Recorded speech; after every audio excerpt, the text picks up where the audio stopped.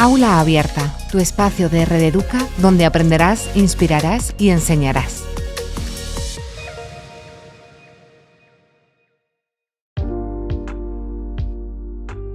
Los niños desde edades muy tempranas crean sus propios espacios en los que leer, en los que desarrollar el oído por medio de la narración de cuentos, en los que descubren y disfrutan el aroma de los libros al pasar sus páginas y en los que de pronto sienten unas ganas increíbles de continuar leyendo para conocer el final de cada historia.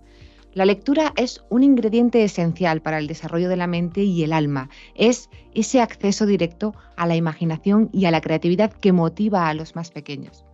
Os damos la bienvenida a Aula Abierta. Hoy vamos a hablar sobre la competencia lectora, el aprendizaje del proceso lector y su motivación en el aula.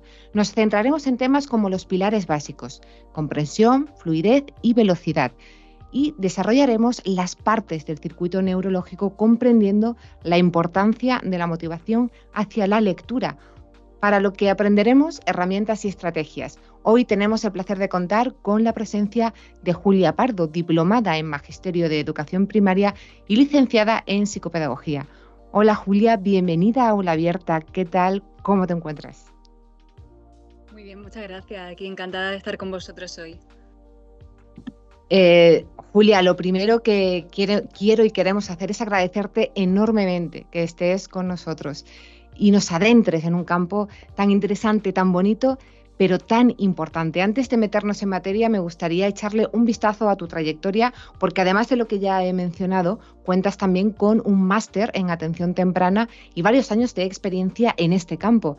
Actualmente trabajas como profesora de educación primaria y secundaria en un colegio internacional bilingüe en el que impartes clases y desarrollas una parte más pedagógica en el departamento de orientación. También estás realizando el doctorado en educación e investigas precisamente la competencia lectora y la realidad educativa. Me consta que siempre has tenido gran inquietud por los libros y una motivación muy fuerte por leer. Y es de ahí de donde nace tu interés por estudiar sobre la lectura y su importancia a la hora de desarrollarnos como personas. Julia, gracias de verdad por venir y compartir con nosotros un tema tan personal y que conoces tan bien y que además es tan intrínseco a nuestra realidad. Estamos deseando escuchar todo lo que nos vienes a contar y a enseñar. Muchísimas gracias por tu tiempo y dedicación. Por mi parte es todo. Me despido por el momento, no sin antes recordaros que en Aula Abierta seguimos trabajando por un objetivo común: especializar el sector educativo a través de una oferta de formación didáctico-pedagógica de calidad. Muchas gracias, Julia, por estar hoy con nosotros y a vosotros, como siempre, por acompañarnos. Hasta la próxima. Muchas gracias, Anaís, por la presentación. Buenas tardes a todos y hoy pues vamos a desarrollar la temática que es la competencia lectora y el aprendizaje del proceso lector y su motivación en el aula. Vamos a ver tres grandes bloques. En primer lugar, vamos a desarrollar qué es la competencia lectora, en el que encontramos pues, pilares básicos como son la comprensión, la velocidad y la fluidez, que son los elementos que va desarrollando el niño en los primeros años en los que está en el proceso de enseñanza-aprendizaje de la lectoescritura. Vamos a ver también la importancia de la conciencia fonológica como una de las estructuras más importantes de aprendizaje del proceso lectoescritor. En un segundo bloque va a ser el proceso lector como tal, en el que me gustaría que todos viéramos cuáles son las áreas cerebrales del cerebro que están incluidas en todo lo que es el proceso de la lectoescritura y la adquisición del lenguaje, que a su vez está combinado con las áreas del lenguaje y la comunicación. De aquí veremos la importancia que es una buena adquisición del lenguaje en edades tempranas para luego tener una buena interiorización y adquisición de la lectoescritura. Estas dos vertientes, estas dos áreas unidas, crean el circuito neurológico de la lectura, que es el proceso en el que el niño, de una manera inicial, aprende a leer. De ahí veremos también la parte más metodológica del proceso lector, es decir, cómo debe de aprender el niño a leer de una manera funcional y satisfactoria para que luego él mismo vea la lectura como una motivación y no como una obligación. Y a su vez veremos de nuevo la importancia de la conciencia fonológica, que al final es como la base de todo, como decía antes. Y por último, pues una motivación en el aula. ¿Por qué? Pues porque el niño, el alumno, donde más tiempo pasa, aparte de su entorno más cercano, como puede ser en su casa, lo pasa en el colegio. Entonces debe de haber una motivación hacia la lectura, porque al final todos los conocimientos nuevos los va a aprender a través de las letras, tanto de manera visual, leída, como de manera escrita. Ahí vamos a aprender pues, herramientas y estrategias que podemos utilizar para motivar al alumno. Primero me gustaría ver pues, bueno, la lectura. Cuando nosotros buscamos en un diccionario, en la RAE, en internet, nos vienen varias definiciones, pero me gustaría que nos centráramos en la más importante, que es la primera, que es la acción de leer. Es una acción que nosotros podemos realizar de manera voluntaria y que desde muy pequeñitos ya nos enseñan a manipular libros de plástico para los bebés, que pueden manipular con la boca, que pueden manipular pues, con las manos, mucha estimulación táctil, y que ya se van acercando a ese mundo de letras que en unos años después pues, será el medio de conocimiento y de acercamiento a otras temáticas y a otras áreas. Y como esta temática estábamos desarrollando, que es la competencia lectora, pues bien, la competencia lectora es la capacidad individual para comprender y utilizar y analizar textos escritos con el fin de lograr sus objetivos personales, desarrollar sus conocimientos y posibilidad de participar plenamente en la sociedad. O sea, más allá, es una habilidad que nosotros adquirimos para la lectura y que desarrollamos diferentes actitudes, diferentes habilidades dentro de la misma para poder adquirir otro tipo de conocimiento.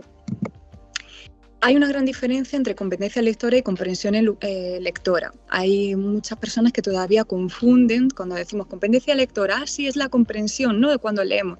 Son totalmente diferentes. Vamos a ver la diferencia que hay entre cada una. La competencia lectora, por un lado, estimula ese pensamiento crítico. Da pie a crear opiniones diferentes, a tener una mente abierta, una escucha activa hacia lo que nosotros estamos leyendo, hacia cualquier tema, de cualquier índole, no tiene que ser de la que somos especialistas o profesionales, e influye en la adquisición de conocimiento y en la conquista de objetivos personales, como decía antes. Es una habilidad, es la habilidad de utilizar la comprensión para beneficio del lector. Es decir, nosotros leemos, comprendemos lo que hemos leído y esa comprensión de lo que hemos leído lo interiorizamos para tener un sentido crítico y una opinión de eso que hemos leído. Entonces ahí ya trataríamos la competencia lectora como tal. La comprensión lectora, bueno, pues es lo que todos conocemos con la capacidad que tenemos de captar esos significados del lenguaje, es decir, entender todo aquello que nosotros leemos. Aquí, en este aspecto, estamos encontrando muchísimas dificultades de aprendizaje en el alumnado actual, porque los alumnos leen pero no comprenden. Hacen un barrido visual de lo que están viendo, pero no llegan a interiorizar el contenido y el significado de lo que están leyendo. Entonces, se deben de cambiar diferentes estrategias, diferentes herramientas para que ese contenido que está leyendo el alumno se interiorice y ellos comprendan y puedan hacer un análisis de lo que han leído. Como decía antes, los pilares básicos que encontramos en ese proceso lectoescritor de la lectura, pues sería por un lado la comprensión, por otro la fluidez y la velocidad. Estos tres aspectos unidos generan que seamos un buen lector. La comprensión, como he explicado antes, sería la habilidad de entender lo que estamos leyendo, esa fluidez a la hora de leer, pues que no haya tantos bloqueos, no haya tantas pausas y a su vez influye en la velocidad, una velocidad adecuada para leer, ni muy rápido ni muy lento. La lentitud, lo que provoca en el alumno, una desmotivación, no quiere seguir leyendo. Y la exigencia a la rapidez hace que igual no quiera seguir leyendo porque tiene que leer muy rápido y realmente no está comprendiendo lo que lee. La comprensión lectora, como comentaba antes, pues el proceso cognitivo orientado a entender el significado del texto. Esa comprensión lectora favorece que se adquiera en el alumno, pues si hay un vocabulario más rico, amplio, o sea, ya no solo que haya palabras sinónimas a las que ya conoce, sino que haya palabras diferentes, que toquen diferentes temáticas, diferentes áreas, para que el alumno, el niño o incluso ya la persona adulta vaya adquiriendo una amplitud en su conversación, en su diálogo, en su vocabulario y sea más enriquecedor, tanto a nivel personal como profesional, como laboral, ¿no? que haya oraciones más complejas, no solamente haya oraciones simples, sino que también haya subordinadas, textos escritos de diferente índole y que haya una capacidad, ¿no? que mediante ejercicio o actividades se favorezca la capacidad de realizar inferencias. Todo esto son ejemplos de cómo estos aspectos pueden favorecer la comprensión lectora. Arriba a la derecha podemos ver un ejemplo de un ejercicio en el que cómo se puede trabajar la comprensión lectora, de una manera muy cercana al alumno o al niño en casa y simplemente unos muñecos con un nombre cada uno y abajo unos alimentos. Entonces arriba dan unas instrucciones y simplemente lo que tiene que hacer el niño es buscar el personaje, leer lo que nos está indicando y buscar el alimento que va a ingerir o el que le gusta o el que no le gusta. Ahí ya estamos trabajando la comprensión lectora con un ejercicio muy sencillo y muy visual, por ejemplo. La fluidez lectora, sin embargo, consiste en la capacidad de leer palabras, pseudopalabras y textos, sin cometer errores de manera expresiva. Como he comentado antes, debe de ser a un ritmo adecuado y está unida a esa velocidad lectora. La fluidez y la velocidad van de la mano. Los componentes más importantes de la fluidez, la precisión para la decodificación, el reconocimiento automático de palabras, en el momento que nosotros ya vamos adquiriendo un desarrollo adecuado de la lectura, la fluidez favorece que podamos leer a una velocidad un poquito más alta y que reconozcamos automáticamente palabras que a lo mejor no las utilizamos de manera coloquial, pero que aparecen en el texto. Se mejora también la lectura expresiva y la prosódica. ¿Qué favorece en el niño o qué favorece incluso en el adulto? Pues que haya una oralidad muchísimo más buena, que se posicione la voz de una manera mejor, que no sea tan literal, sino que sea una manera de expresarse más dinámica. Y la prosodia, por supuesto, pues se ve también beneficiada. Aquí también podemos ver un entrenamiento de la ruta visual de la lectura, en la que con ejercicios muy sencillos que van cronometrados podemos leer palabras conocidas o palabras que son totalmente nuevas.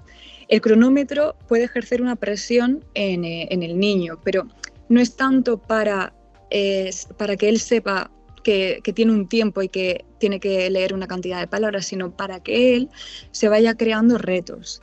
Pues a lo mejor en el primer minuto hemos leído 10 palabras. Pues el siguiente reto vamos a intentar que en ese mismo minuto añadamos 2 palabras más en total. Entonces genera motivaciones, no tanto como un reto. Así es como hay que hacérselo ver al alumno. Por otro lado, la velocidad lectora, como decía, va unida a la fluidez. Se refiere a la cantidad de palabras que una persona consigue leer por minuto durante una lectura natural. Siempre, cuando nosotros medimos la velocidad lectora, debe ser una lectura natural y cercana al alumno. Si ha sido un texto que ya ha leído anteriormente, mejor. Pero realmente poner palabras totalmente nuevas o oraciones un poquito más complejas no tiene sentido, porque ahí no vamos a medir la velocidad. Ahí vamos a medir cómo el niño afronta nuevas palabras, pero no qué nivel de velocidad tiene adquirido. No es leer rápido, es leer a una velocidad adecuada. Y esto, a su vez, ayuda a la comprensión lectora. Como veis, todo es realmente cíclico, ¿no? La comprensión está ligada a la fluidez a la velocidad y, a su vez, la velocidad y la fluidez a la comprensión. Aquí vemos 2 ejercicios muy interesantes. Uno que es la búsqueda de palabras. Pues, por ejemplo, tenemos 3 columnas y tenemos que buscar las señaladas arriba en el cuadro: pelo, mesa y seta. Entonces el niño tiene que hacer un barrido visual buscando cuántas veces aparece pelo, si aparece 1, si aparece 2, si aparece 3, rápidamente. ¿Podemos cronometrarlo o no? Aquí simplemente lo que nos interesa es la velocidad en la que él en ese rastreo visual lo va a encontrar. Y luego tenemos otra actividad también muy interesante, que son palabras invisibles, de manera que o bien la mitad de la palabra hacia arriba aparece difuminada y la palabra hacia la mitad para abajo sí aparece señalada. Entonces son palabras ya conocidas que simplemente lo que tiene que hacer son decodificarlas rápidamente. Todos estos componentes favorecen una lectura eficaz. Como hemos dicho antes, comprensión, fluidez y velocidad van unidas, pero unimos a esos aspectos la conciencia fonológica, como la comentaba antes, ese vocabulario rico y extenso, y la regla grafema-fonema. que son las reglas de correspondencia para crear el código alfabético. La conciencia fonológica, que la he nombrado ya varias veces en lo que llevamos de seminario, para mí es muy importante porque es considerada una habilidad definida como la capacidad que posibilita a los niños reconocer, identificar y manipular los sonidos, que son los fonemas, que son aquellos fonemas que componen las palabras, con lo cual es el camino o el medio más asequible y más funcional para el niño a la hora de descomponer y manipular esos sonidos, crear, unir los fonemas y crear las palabras en su cabeza para poder leerlas. La conciencia fonológica nos permite también realizar muchísimos tipos de actividades, nos permite trabajar a su vez las funciones ejecutivas, comprensión, atención, planificación, entre otras, y es un medio, una metodología muy completa y que se debe de utilizar en el aula y en casa. El uso y el reconocimiento de estas unidades significativas del lenguaje facilita la transferencia de la información gráfica a una información verbal. O sea, todo lo que nosotros vamos a capturar cuando estamos aprendiendo a leer es de manera visual y en nuestro cerebro la generamos para expresarla de manera verbal. Y luego la correspondencia entre grafema-fonema, que sería pues ese código alfabético en el que nosotros cuando estamos empezando a leer o empezando a conocer el lenguaje, nosotros unimos o combinamos un símbolo a una palabra, a una letra, y entonces creamos nuestro código alfabético. Aquí quería señalar un filósofo y escritor, Emilio Lledó, que trataba muchas investigaciones y muchos contenidos sobre educación, que recogió en uno de sus libros la lectura como principio de libertad. Y así es como hay que hacérselo ver a los niños, a los alumnos, a las personas adultas que están un poco desmotivadas con la lectura, incluso para aquellas que nos encanta leer. Y es que es un principio de libertad en todos los sentidos. Nos permite viajar con la mente, nos permite tener un conocimiento marco y extenso sobre diferentes temáticas, nos permite adquirir nuevos conocimientos, nuevos saberes. Entonces nos da la libertad de expresión, de toma de decisiones, de sentido crítico, y por eso quería recoger esta frase tan interesante de él. Vamos a pasar, una vez que hemos terminado el primer bloque y hemos visto así de manera un poquito rápida qué es la competencia lectora, vamos a desarrollar ahora lo que es el aprendizaje del proceso lector. El aprendizaje del proceso de lector, como decía al inicio, abarca todo lo que son las áreas cerebrales del lenguaje más las áreas del lenguaje y de la comunicación. Estas dos vertientes unidas crean el circuito neurológico de la lectura. Si las áreas cerebrales del lenguaje están estimuladas y las áreas del lenguaje y de la comunicación se han adquirido, se están desarrollando de manera satisfactoria, el circuito neurológico de la lectura va a funcionar en principio sin ningún problema. Las áreas cerebrales del lenguaje, de manera anatómica, las que influyen directamente con el lenguaje y con la lectura, son el área de Broca, que nos permite la ejecución de los patrones motores para la expresión de cada palabra, ¿vale? La articulación del lenguaje hablado y escrito. Si encontramos algunas personas que pueden tener alguna dificultad de aprendizaje o algún trastorno específico del lenguaje, puedes tener alguna alteración o alguna dificultad en ese área de Broca, y por eso en la ejecución o en la articulación del lenguaje puede haber dificultades. Por otro lado, el área de Wernicke. Este área tiene unas fibras nerviosas y se encuentra ubicada delante de la porción inferior de la corteza motora primaria izquierda, en la cercanía de la fisura lateral. Esta área es un área motora suplementaria y está relacionada con el inicio del habla, con lo cual el área de Wernicke nos daría el inicio para potenciar ese habla, y el área de Broca estaría relacionada directamente con el lenguaje hablado y con el lenguaje escrito, con lo cual estas dos áreas unidas favorecen la adquisición del lenguaje. Las áreas del lenguaje y la comunicación encontramos que son 4, una de ellas están fusionadas, sería la fonética y la fonología. Aquí es donde trabajamos todo lo que es la articulación de los sonidos, el oír y discriminar los sonidos del habla. Es el área que se empieza a trabajar en infantil y desde que son bebés, porque empezamos a trabajar con onomatopeyas, emitiendo sonidos de animales, de vehículos, de personas, y aquí el niño empieza a interiorizar los primeros sonidos, empieza a identificar y a discriminar los primeros sonidos de cosas cercanas, objetos cercanos o incluso pues, de su familia. Aquí es cuando tiene el primer acercamiento hacia el lenguaje y la comunicación, porque a la vez que él va recibiendo sonidos, él va emitiendo sonidos también para comunicarse, en este caso con sus adultos más cercanos, como pueden ser sus padres, abuelos, hermanos. La morfosintaxis, que es el uso de las estructuras de la lengua, aquí ya empezamos a realizar una comprensión de la estructura gramatical, empezamos a utilizar aspectos de ortografía, aspectos gramaticales, como pueden ser palabras un poquito más complejas, oraciones un poquito más complejas, y de ahí, una vez que lo tenemos medianamente adquirido, podemos pasar a la semántica para darle un uso de concepto significativo a ese vocabulario. O sea, le vamos a dar, entre la semántica y la pragmática, un uso funcional a ese lenguaje, a esa comunicación. Ambas, tanto la semántica como la pragmática, hacen un uso adecuado de ese lenguaje. Por un lado, un uso adecuado de ese vocabulario que ya tiene interiorizado y que está aprendiendo, y por otro lado, un uso adecuado de ese lenguaje según el contexto en el que se encuentra. También he querido señalar aquí, aunque no me voy a detener mucho para detallar esta información, como decía antes, el área del lenguaje y la comunicación están relacionadas con las edades en las que el niño va adquiriendo el lenguaje. En el primer año, la pragmática, por ejemplo, trabajamos mecanismos básicos de comunicación, como decía antes, y en la semántica, por ejemplo, se interesa por el entorno inmediato, mediante la manipulación, mediante el contacto con el adulto, con sus iguales. Y así pues pasaríamos a los siguientes meses, de 12 a 24 meses, el niño también necesita alcanzar una serie de ítems para adquirir correctamente el lenguaje, de 24 a 36 meses y así. Hay diferentes escalas de desarrollo que van marcando en el área de lenguaje y comunicación en qué meses está estipulado que el niño debe de adquirir el lenguaje o qué patrones de lenguaje debe de adquirir. Como decía antes, conciencia fonológica la vamos a encontrar a lo largo de todo este seminario y sobre todo actualmente en todas las áreas y en todos los apoyos pedagógicos que tienen a día de hoy los alumnos.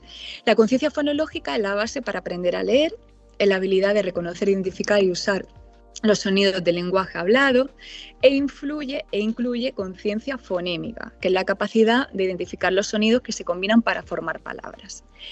La conciencia fonológica, como comentaba antes, es muy importante para ayudar a la decodificación y está formada por una serie de habilidades que el niño va adquiriendo conforme se va desarrollando como persona. Como decía antes, una de ellas la conciencia fonémica y esta habilidad consiste en identificar los sonidos individuales, fonemas, de una palabra. Más adelante veremos varios ejemplos para que aprendamos cómo se puede utilizar la conciencia fonológica en el aula. Una vez que hemos visto estos apartados, podemos explicar en qué influyen el desarrollo de las áreas cerebrales para el lenguaje y de las áreas de lenguaje y comunicación en el circuito neurológico de la lectura. La lectura es la interacción de múltiples estructuras del cerebro, ¿vale? Entonces podríamos decir que cuando leemos se activa una completa red o diferentes partes del cerebro que absorben esas imágenes o esa información visual que estamos viendo. En primer lugar se activa la corteza visual situada en el lóbulo occipital. Por aquí entran elementos visuales y esos elementos visuales que entran en el cerebro, esa corteza visual que se activa situada en el lóbulo occipital, empieza a descifrar los códigos de las palabras, que son las letras. Codifica cada palabra, descomponemos esa palabra para su comprensión y descomponemos la palabra en morfemas. Los morfemas en sílabas y de ahí pasamos a los grafemas. En una segunda parte se identifican las letras encadenadas, o sea, se activa la zona de la corteza occipital y la zona de la corteza inferotemporal. Estas son las áreas de asociación, que es la región especializada en palabras escritas. Comúnmente se conoce como la caja de letras.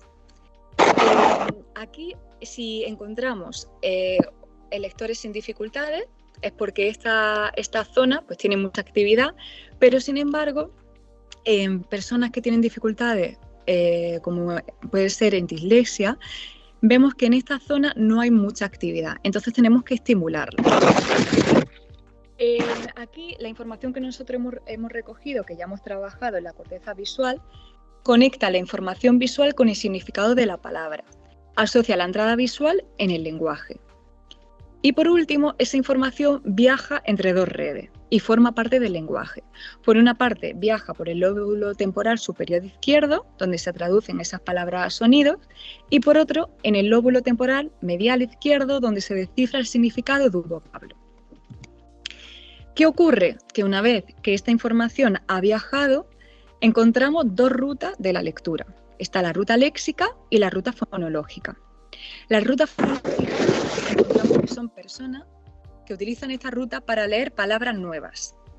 Hay una primera activación y es un método de aprendizaje que utilizan normalmente los niños para aprender a leer. Activan una zona del cerebro en la que entra la palabra descompuesta, generamos su fonología y creamos su significado, además de crear la palabra de nuevo. Sin embargo, la ruta léxica es la segunda activación que nosotros hacemos cuando ya somos lectores expertos. Aquí ya todas las palabras, o prácticamente todas, nos parecen palabras conocidas. ¿Qué es lo que ocurre? Entra la palabra descompuesta por letras, las letras las volvemos a reordenar para generar la palabra y después generamos su significado para emitir esta palabra de manera oral. No hay descomposición fonológica porque son ya palabras familiares. Por ejemplo, aquí tenéis 3 imágenes en las que nosotros ya somos capaces de leerlas porque somos lectores expertos. Pero, por ejemplo, para una persona que todavía no es un lector experto, que es un lector fonológico, no sería capaz de leerlo. ¿Por qué? Porque todas las palabras no se ven claramente y porque seguramente estas palabras sean nuevas. Entonces, una ruta fonológica no sería posible para utilizar o para desgranar esta actividad.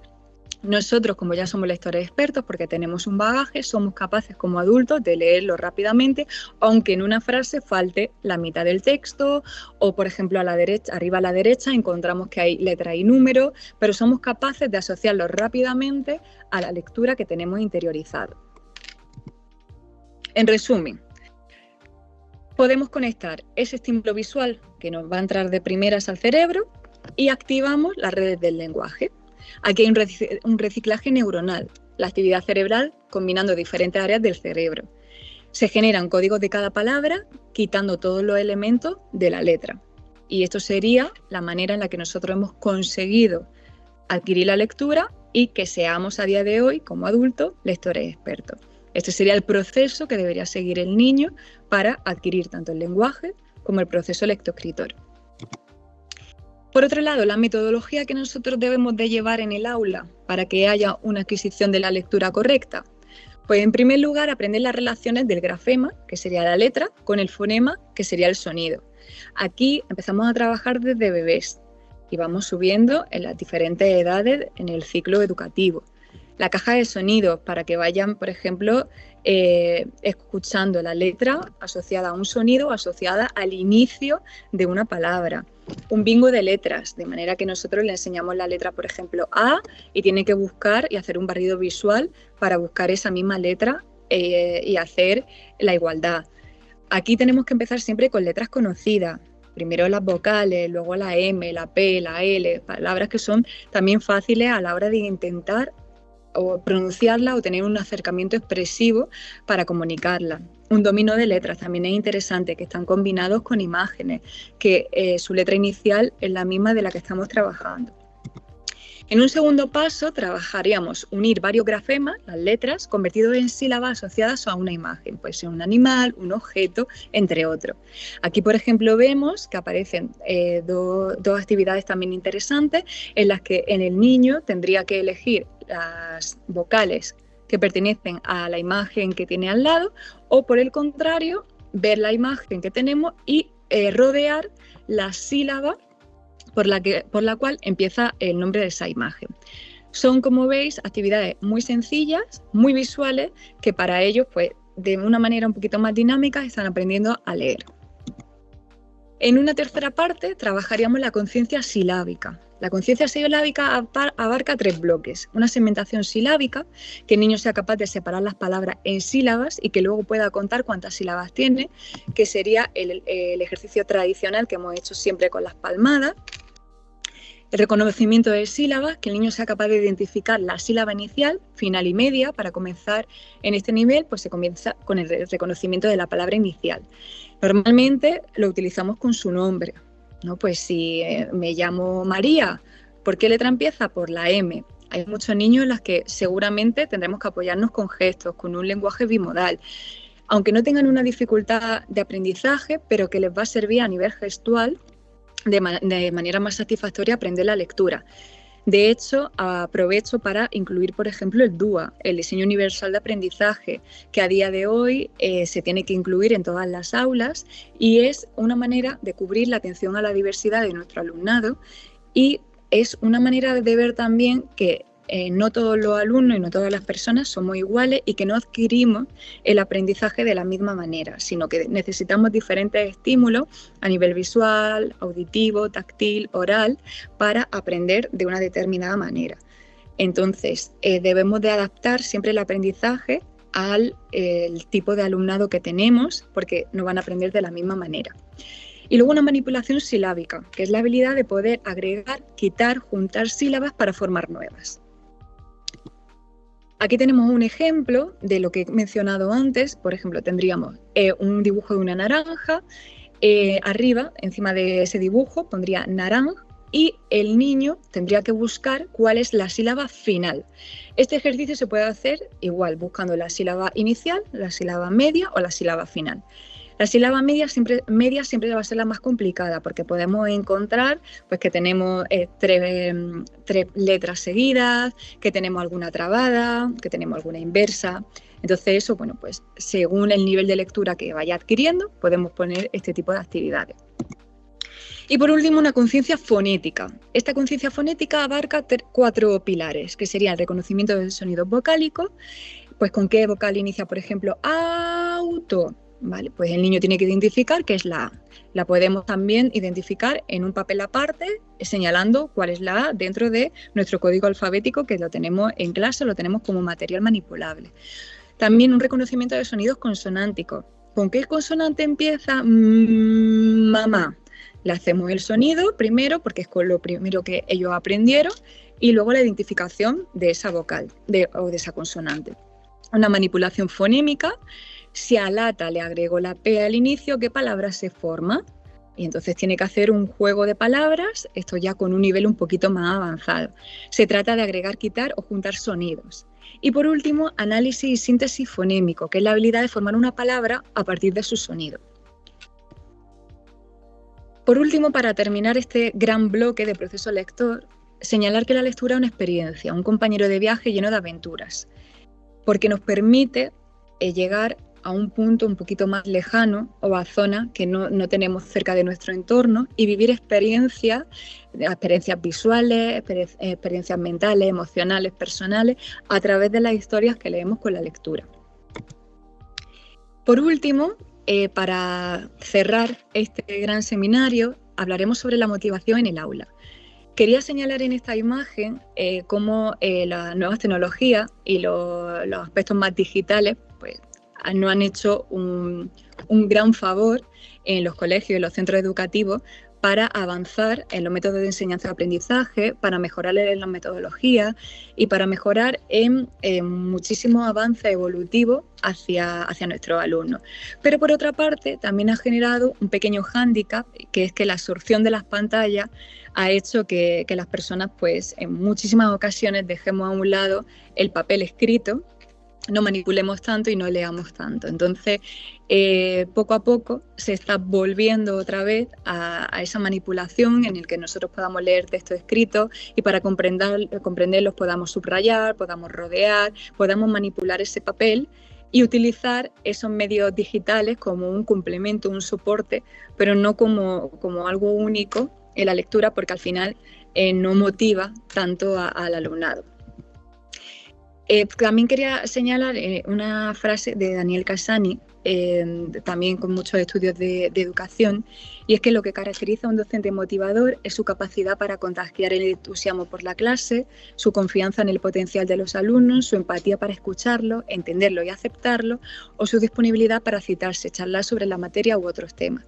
El docente siempre debe tener una motivación, tanto personal como externa, hacia el alumnado, y hacerle un traspase de esos saberes y esos conocimientos de una manera dinámica, motivadora, de la cual el alumno no la vea como una obligación en el aprendizaje, sino que vea que es un disfrute de aprender cosas nuevas y que siempre va a tener disponibilidad a esa persona adulta que nos está enseñando, igual que sus iguales, que también les puede favorecer muchísimo aprendizaje.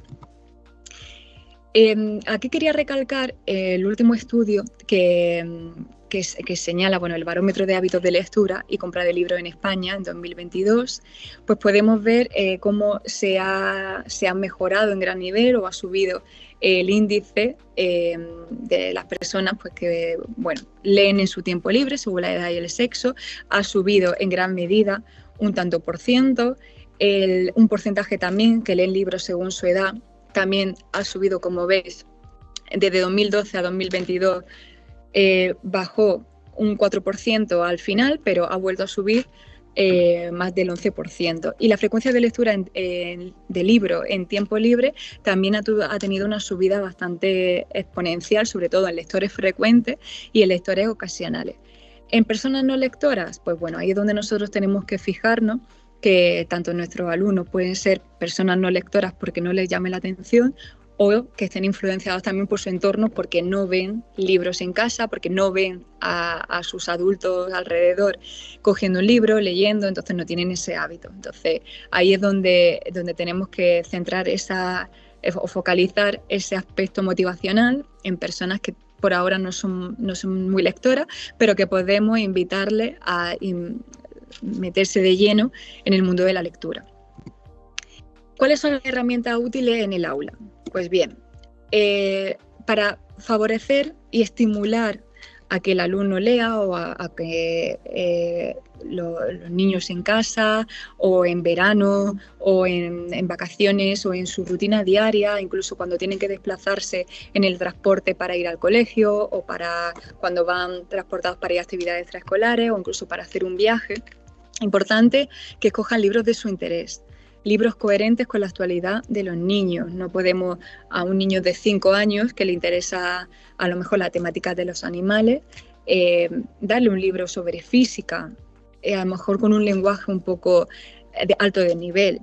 Podemos hacerlo, pero poco a poco, con un lenguaje acorde al que él está asociado, ¿no? Está familiarizado. Libros coherentes a lo que él conoce, a lo que él sabe. Y sobre todo que si lo queremos incluir en nuevas temáticas, que sea así, con un vocabulario rico pero adecuado a su edad. Lecturas cortas y prácticas, que no le aburran, sino que les dé más ganas de seguir leyendo y de saber qué pasa después o qué libro viene después para seguir con la historia. Historias dinámicas, de manera que se lo pase bien, que se ría, que incluso tenga que de pronto levantarse porque el libro pone que hay que dar un salto de alegría porque el personaje se ha alegrado porque ha conseguido algo muy importante para él.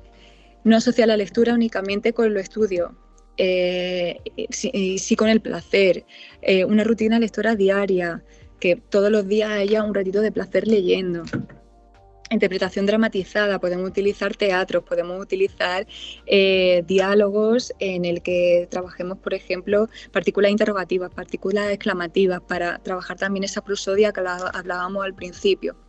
La libertad de elección también, que elija, como decía antes, libros de interés y leer a través del juego, muy interesante porque lo puede compartir con iguales.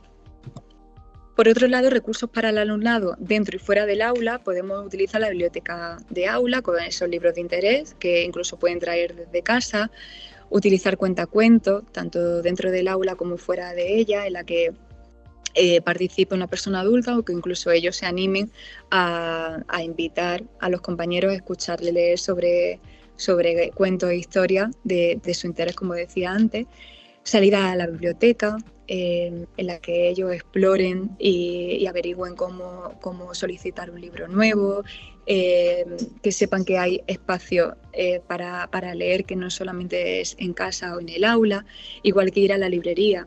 Ya muchísimas librerías infantiles, incluso de adultos, tienen espacios con sillones para poder estar leyendo tranquilamente, visualizar los libros, tener un contacto más directo para saber si nos lo queremos llevar a casa o no, y allí incluso podemos favorecer las relaciones sociales, la conversación, el diálogo, esa estimulación del lenguaje. Espacio al aire libre. No tenemos siempre por qué asociar la lectura a casa, a una librería, a una biblioteca o al colegio, sino que podemos ir a un parque, a un jardín, a la playa, utilizar incluso el ebook, que para ellos también puede ser interesante. Audiolibros, los audiolibros también son muy buenos para la discriminación auditiva, para la atención, la comprensión, esa escucha activa, porque al final estamos escuchando, pero podemos estar visualizando otro tipo de cosas, pero que focalicemos la atención en lo que estamos oyendo. Y por otro lado, quería destacar dos actividades bastante interesantes que se pueden hacer de dinámicas tanto en clase como fuera de ella, en los centros educativos o en casa. Las lecturas compartidas es un aprendizaje cooperativo muy, muy interesante para la lectura, en el que hay 4 componentes o más personas que puedan participar, en la que cada uno tiene un rol. Por ejemplo, un primer componente es el que lee. Un segundo componente es el que guía con el dedo, pasa la página, coloca bien el libro. Un tercer componente es el que apunta las palabras clave, aquellas que han sido más importantes. Y un cuarto componente pues haría un resumen, una síntesis de lo más importante. Esta es una actividad muy interesante para hacerla en el aula, de manera pues que cada uno tiene un rol, pero cuando ha terminado la lectura ese rol cambia y le toca a otro compañero. Los grupos también pueden cambiar, así fomentamos que se relacionen con otros alumnos, que hablen con otro tipo de niños. Se puede hacer también con los adultos como modo de juego en casa. Y otra actividad muy interesante que son las tarjetas de lectura enlazadas. Es una actividad que favorece la comprensión lectora, de manera que cada tarjeta tiene unas indicaciones, se reparte a cada niño y antes de empezar, pues bueno, ellos la leen para ellos, y al adulto pues le preguntan cualquier duda, alguna palabra que no conozcan, alguna instrucción que no sepan. Cuando el adulto ya da la señal, empieza por la primera carta, empieza el juego estirándote y diciendo buenos días. Entonces está dando unas instrucciones de manera que el niño tiene que ejecutarlas de manera auditiva, oral, visual. Incluso trabajamos el desarrollo de las funciones ejecutivas, porque se trabaja la atención, la planificación, porque hay que estar preparado, la comprensión del mismo, y se puede hacer en cualquier otro idioma. Aquí lo tenemos en español, pero lo podemos hacer también si el colegio es bilingüe, en el ámbito de inglés o en el ámbito de alemán, por ejemplo. Otra herramienta interesante, pues el visionado de cortos. Por ejemplo, El increíble niño come libros, que cuenta la historia de un niño pues, que se come los libros, o Leer en corto, o Much Better Now, que también es un corto muy interesante. Normalmente los podemos encontrar en YouTube y son herramientas clave para habituar a que los niños ya no solo le estemos diciendo venga, hay que leer, o vamos a ver imágenes de libros, vamos a elegir un libro, sino que vean que esos dibujitos animados, esos personajes animados que a ellos les gustan tanto, pues también utilizan los libros como una herramienta de ocio, tiempo libre y de disfrute. Por último, pues bueno, una página web de interés donde podemos encontrar muchísimo material y del cual yo he sacado también muchísimo material para esta formación, este seminario. Aula PT, por ejemplo, tiene muchísimas herramientas para atención a la diversidad, orientación a Andújar también. La mayoría son fichas o plantillas para descargar en PDF y que podemos manipular y cambiar para el tipo de alumnado que tenemos en el centro educativo.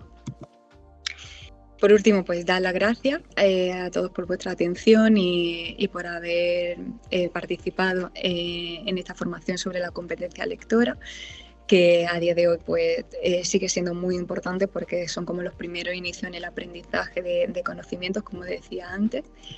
Y nada, pues para cualquier consulta, información o algo que queráis compartir, pues bueno, aquí tenéis mi contacto y nada, agradeceros enormemente que me hayáis acompañado en este seminario de competencia lectora.